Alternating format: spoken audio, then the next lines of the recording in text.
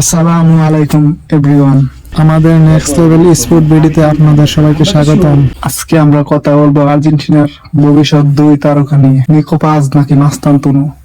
বিশ্বকাপে কার দেখা মিলবে? আর্জেন্টিনা মানেই তারকার জন্মভূমি। মেসির পর কে হতে পারে বড় নাম? প্রথমে বলে নিকো পাজের কথা। মিডফিল্ডে অসাধারণ ভীষণ চমৎকার বল কন্ট্রোল, দূরপাল্লার শটেও দক্ষ। ইউরোপিয়ান ফুটবলে ধীরে ধীরে নিজের জায়গা বানাচ্ছে। এবার আসি মাস্তানতুনুর কথাই।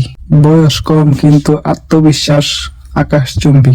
গতি আছে, ড্রিবলিং আছে, আক্রমণাত্মক মানসিকতা আছে। অনেকেই বলছে সে হতে পারে আর্জেন্টিনার আগামী সুপারস্টার। এখন প্রশ্ন হলো, বিশ্বকাপে কোচ কাকে নেবে? অভিজ্ঞ নিকো পাজকে নাকি তরুণ মাস্তানতুনুকে? বিশ্বকাপের মতো বড় মঞ্চে অভিজ্ঞতা খুবই গুরুত্বপূর্ণ, কিন্তু ফুটবল সবসময় চমক পছন্দ করে। হয়তো আমরা দেখব নতুন এক তারকার জন্ম।